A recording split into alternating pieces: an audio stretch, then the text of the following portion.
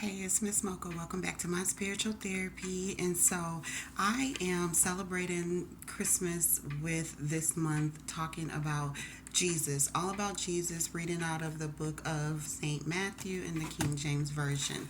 And so what I'm doing is trying to just educate myself and my household on how to celebrate Christmas. And so I don't want to be a Grinch or anything this year. I want to celebrate, but I don't want to do things of the world. I want to do them of God. And so I've been trying to study, Jesus's life and his birth and everything to see how to celebrate it. And so they say America, says that they celebrate December 25th as Jesus's birthday, and that's why we have Christmas and everything. But the Bible doesn't say, celebrate Jesus's birthday on December 25th. And so I'm just trying to do it, the godly way. So until I get it right, I'm just gonna, keep studying and teaching about what I find. And so um, I'm gonna start out. Well, chapter one just talks about, the generation of Jesus Christ and how he is kin to Isaac, Jacob, David, and goes all the way down to his birth, to Mary, who was the virgin, and Joseph, her husband. So we know all about that and how she was the virgin and God put, Jesus in her. And so, yes, we know that. So I'm going to start in chapter 2, where it talks about when Jesus was born, up into chapter 4, when he, right before he started his ministry, okay? So this is how I'm celebrating Christmas, by honoring Jesus, by studying his life and trying to, be more like him. And yeah, I'm still doing the tree. I got my tree, and God provided it for me. So I'm assuming that it's okay since He found me this cute little tree. It was originally $40, but I found it, on sale for 15. Got all my ornaments. I should have took a picture of it, but I'll maybe post it later. But so that tells me that God is saying that we can, decorate a tree as long as we are celebrating in his, praise to him in his way, honoring him, then it's okay. And so we'll get to the gifts part in a minute. But again, it doesn't say December 25th. So I'm just going to use the whole month of December to celebrate him by, reading through Matthew. Okay, so chapter 2 starts by saying Jesus was born Bethlehem. I didn't know where that was. And so I looked it up, and it's like outside of Jerusalem, over, by Israel. Okay, and so he was born when the king was, I believe it's pronounced Herod, I'm not sure, but that was the king. And so when Jesus was born, the wise men, knew. And so they were coming from the east to Jerusalem to find Jesus so that they can worship him, and give him gifts. And so when the king heard about that, of course, he was upset, hating, mad. He did not want Jesus to be, praised and worshiped. It's just a little baby boy child. So why, would that be happening, So of course he didn't believe. And so he was mad at it. But the wise men didn't know that. And so he gathered his people trying to find out where Jesus was. Um, Nobody knew. They just knew that he was where he was born, but they didn't know his exact location. So of course the king called the wise men and told them, when you find Jesus, let me know. I'm gonna come and worship him too and stuff. So of course they didn't know what he was plotting and planning, but he definitely was plotting and planning. This is the king now, plotting and planning on Jesus's little life. Okay, and so they were like, okay, cool, we'll let you know. So they followed the star from the east, because it was Jesus's star. Now I don't know exactly what that means, but it just says that they saw Jesus's star in the east, and they followed that to him. So they used that to locate him. And once they did locate him, they rejoiced it said, rejoice exceedingly and with great joy. So, of course, they were happy when they found him. They went in to his parents' home. They fell down. They worshiped him, and they gave him gifts. And so the gifts were of gold, frankincense, which is like the oil. I got some. It's some essential oil. Actually, mine is all gone. I need to get more. But I got some essential oil, and it smells really, really good. Really, really good. I love it. I need some more. And then some myrrh. And I don't really know what that is. I think that might be oil. I'm not sure. But, I need me some myrrh, some frankincense, of course, some gold too, okay? But, yeah, so those were the gifts. So I believe that's where America got the gift giving part of Christmas. And that's what my mom had said too. And I kind of knew that. I knew I had read this before, but it just wasn't making sense to me how it all came together in America. That's why I want to know it God's way. So, gift giving is a thing when celebrating Christ because the wise men gave him gifts for, being born and being the Savior, and they worshiped him. So, yes. And so, after they were done, they wanted to leave, go back to the king. But God had already knew, he was already up on game with the king. He knew the king was actually trying to destroy Jesus, trying to take his life. And so, he came to the wise man in a dream and told them, do not go back to the king. Instead, go another way. So they had went their way back to their country, right? Back to Jerusalem, or yeah, I think they came. No, they came from the east. So wherever their country was, they came from. They went back to it. And so they did not go back and tell the king. And so because they didn't go back and tell the king, of course he was hot. He was mad. And so he was like, oh, y'all mocked me, like pretty much like, oh, you played me. You're not going to do what I said. I'm the king. And you didn't come back and tell me where Jesus is.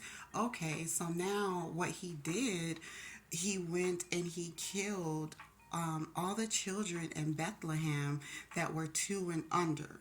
So he was trying to, because he didn't know where Jesus was, and so he just took out all the children that were born at that time, because they told the king the specific time that he was born and where he was born at, but he didn't know where, the parents had relocated and was actually living at, right? So they just told him the city of Bethlehem.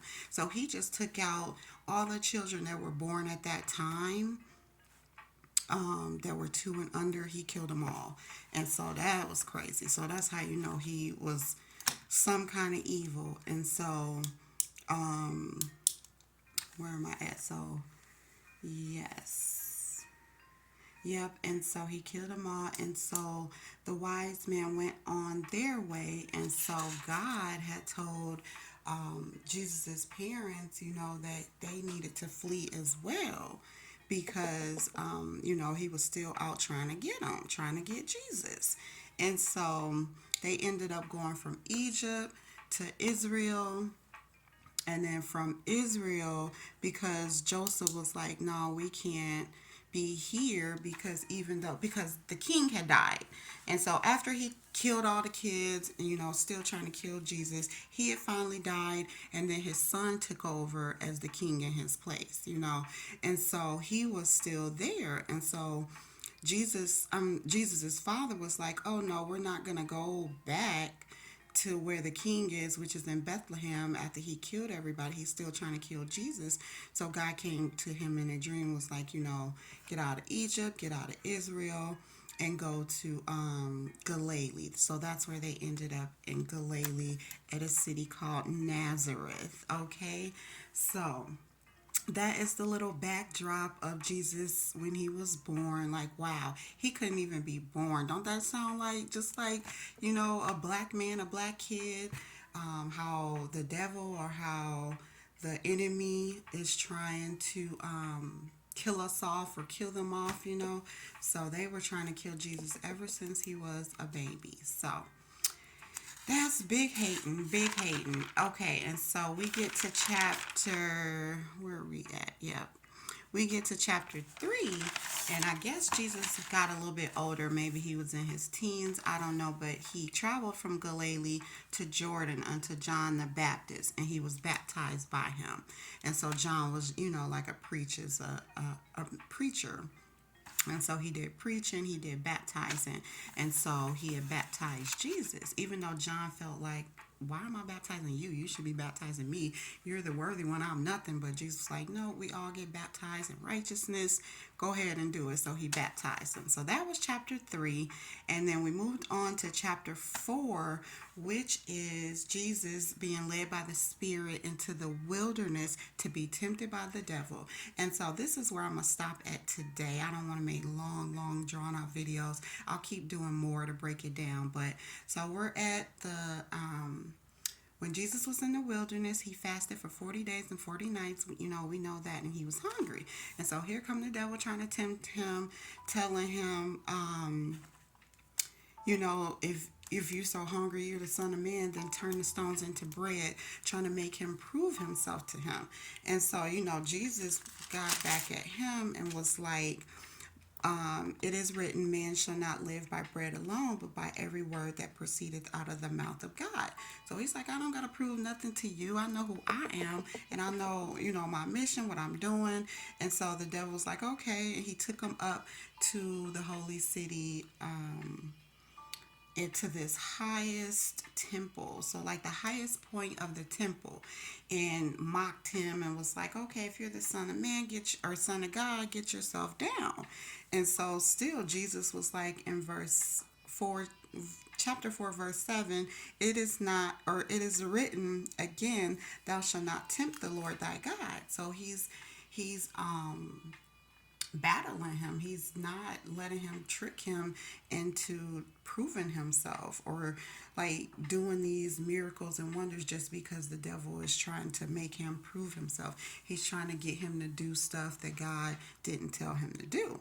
And so again, he took him to like this high mountaintop and was like showing him all the kingdoms of the world and the glory of them, the wonders and everything. It was like, I'll give you all of this, if you fall down and you worship me. This is the devil telling Jesus this. And I just had to laugh because the devil is so stupid. Ugh. But then, okay, so Jesus went back at him and said, get thee hence, Satan, for it is written, thou shalt worship the Lord thy God, and him only shalt thou serve. So he's like, get back. I am not dealing with you. I'm not serving you. No. You can't turn him. So he was not able to be tempted, even though, he had fasted 40 days, 40 nights. He was hungry, thirsty. He didn't have anything. He was weak, I'm sure, in the wilderness by himself, just out there thugging it out. But he didn't let the devil tempt him. And so the devil fled from him. And the angels came and they ministered unto him. So they helped him. They took care of him. They fed him. And so that's what happened in the wilderness. So he had to go through his pruning process of, what we all go through. As a man, we have to be sought after. People want to attack us, take our lives. We have to be tempted, tested, tried, fast, all of that. And so Jesus did it, and he came out on top, and that just got him ready to minister. And so that's where I'm going to stop at, up to his ministry. So, and I'll talk about that maybe tomorrow in chapter 5. But yeah, so he had his difficult time being a child, but he got through it because God was right there with him, and the devil didn't take him over. So that's just a message for us. Even though people are trying to come for us, trying to destroy us, trying to harm us, take our lives, here in America, in this world that we live in, or whatever country you live in, even though all that stuff is happening, the devil's trying to come and tempt you and make you do things that you shouldn't do. Just like Jesus, you stand firm in it. You stand firm in God and know that God, his word will help you fight. Just leaning on his word and leaning on him will help you get through. So, all right, that is all I want to talk about today as far as Jesus's birth, his childhood, and when he was tempted in the wilderness, and he fasted. He got his gifts. He was it was all good, and then he started his ministry. So I'll come back and talk about his ministry tomorrow. So okay, thanks for listening.